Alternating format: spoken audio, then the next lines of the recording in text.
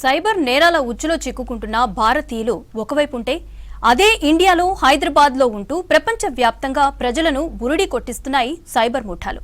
టెక్నాలజీలో ప్రపంచంతో పోటీ పడుతున్న భాగ్యనగరం ఇప్పుడు సైబర్ నేరగాళ్ల నకిలీ కాల్ సెంటర్ల హబ్గా మారుతోంది.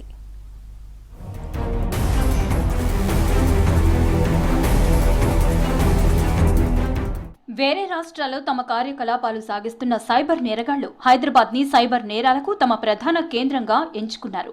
ఆస్ట్రేలియా పౌరులను లక్ష్యంగా చేసుకుని మోసాలకు పాల్పడుతున్న నకిలీ కాల్ సెంటర్ ని గుర్తించారు పోలీసులు.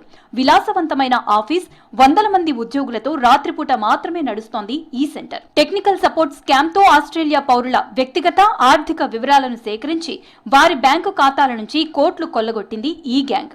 ఫేక్ కాల్ సెంటర్స్ నడుపుతున్నారు. అది యాక్చువల్గా ఫేక్ కాల్ సెంటర్స్ అది హైదరాబాద్ నుంచి కావచ్చు, గుర్గావ్ నుంచి కావచ్చు, లేకపోతే హర్యానా నుంచి కావచ్చు. ఒక మైక్రోసాఫ్ట్ సర్వీస్ సపోర్ట్ సర్వీస్ అనుకుందాం అనుకో, ఎగ్జాంపుల్స్ అయితే. సో ఒక అమెరికన్ ఇంటర్నెట్లో సెర్చ్ చేస్తాడు, ఏమని, మైక్రోసాఫ్ట్ నాది విండోస్ ప్రాబ్లం ఉందని. సో ఆటోమేటిక్గా ఒక స్పూప్ సైట్ ఏదో ఒకటి మైక్రోసాఫ్ట్ కస్టమర్ సర్వీస్ సపోర్ట్ అని చెప్పి ఏదో ఒక నెంబరు ఇవన్నీ డిస్ప్లే అవుతాయి. సో వాళ్ళకి సంబంధించిన టోల్ ఫ్రీ నెంబర్స్ లాంటివి డిస్ప్లే అవుతాయి అన్నట్టు.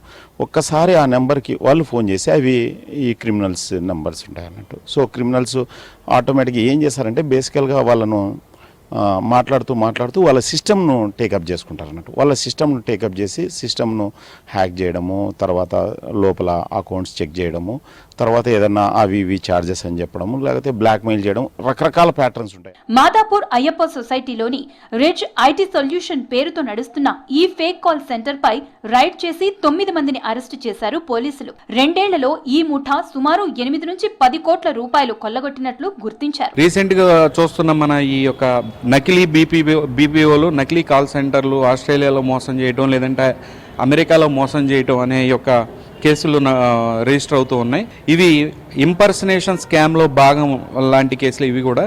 సిబిఐ, ఈడీ అంటూ ఏ రకంగా మోసం చేస్తున్నారో స్కామర్లు ఇండియాలో, ఆ రకంగానే మన ఇండియాలో ఉన్న కొన్ని కాల్ సెంటర్లు అవుట్ అవుతూ ఉంటాయి.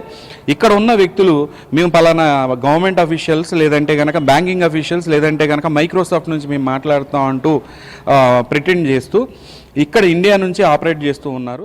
అమెరికా, కెనడా, బ్రిటన్, ఆస్ట్రేలియా లాంటి దేశాల్లో సైబర్ భద్రతకు ఎక్కువ ప్రాధాన్యం ఇస్తారు. ఫోన్లు, కంప్యూటర్లలోకి మాల్వేర్లు, పై యాప్లతో ప్రవేశించకుండా యాంటీ వైరస్లు వినియోగిస్తూ ఉంటారు. అదే ఇక్కడి సైబర్ ముఠాలు అవకాశంగా తీసుకున్నాయి. విదేశీయుల ఈమెయిళ్లు, ఐడీల డేటా సేకరించారు. కొత్త యాంటీ వైరస్లు తక్కువ ధరకు ఇస్తామని, సాఫ్ట్వేర్ అప్డేట్ చేస్తామని, కంప్యూటర్ హ్యాక్ అయిందంటూ పాపప్లు, ఈమెయిల్స్ పంపించారు. దీన్ని నమ్మి వీళ్లను సంప్రదించిన 100 మందిని కోట్ల రూపాయల మోసం చేశారని తెలిపారు పోలీసులు. పర్సనల్గా వచ్చి కలవంటే కలవరు అన్నట్టు. ఓన్లీ ఆన్లైన్లోనే. మనం సపోజ్ నేను ఒక 38,000 ఎంత పే చేస్తున్నా, వాళ్ళు ఏం చేస్తారంటే మేము 25,000కి ఆఫర్ చేస్తాం అన్నట్టు. జనరల్గా హ్యూమన్ టెండెన్సీ ఏంది, సేమ్ సర్వీస్ తక్కువ ఇస్తారండి. బేసికల్గా చెప్పకూడదు కానీ, అంటే మనం తెలియకోకుండానే చిన్నప్పుడు కథలను నమ్మడం స్టార్ట్ చేసినాం అన్నట్టు. అవి కథలని తెలిసినా కానీ నమ్మడం స్టార్ట్ చేసినాం. సో ఈ ఇంటర్నెట్లో వచ్చి వీళ్ళు సైబర్ క్రిమినల్స్ చెప్పే కథలు ఎక్కువగా నమ్మడం వల్ల ఈ ప్రాబ్లమ్స్ వస్తున్నాయి అన్నట్టు. అమెరికా, కెనడా దేశాల పౌరులను బెదిరించి పన్ను ఎగవేత, సామాజిక భద్రతా ఉల్లంఘనల పేరుతో భయపెట్టి డబ్బులు వసూలు చేసిన సంఘటనలు గతంలో అనేకం వచ్చాయి. విదేశీయుల వ్యక్తిగత వివరాలు, ఫోన్ నెంబర్లను డార్క్ వెబ్ లో కొనుగోలు చేస్తున్నారని గుర్తించారు పోలీసులు. కొన్ని నెలలుగా నకిలీ కాల్ సెంటర్లపై వరుస దాడులు చేస్తూ 100 మందిని అరెస్టు చేశారు. నిరుద్యోగ యువతకు ట్రైనింగ్ ఇచ్చి మరీ ఈ పనులు చేయిస్తున్నారని తెలిపారు పోలీసులు. నిరుద్యోగులను నకిలీ కాల్ సెంటర్స్ పేరుతో ముఠాలు మోసం చేస్తున్నాయని జాగ్రత్తగా ఉండాలని సూచించారు పోలీసులు.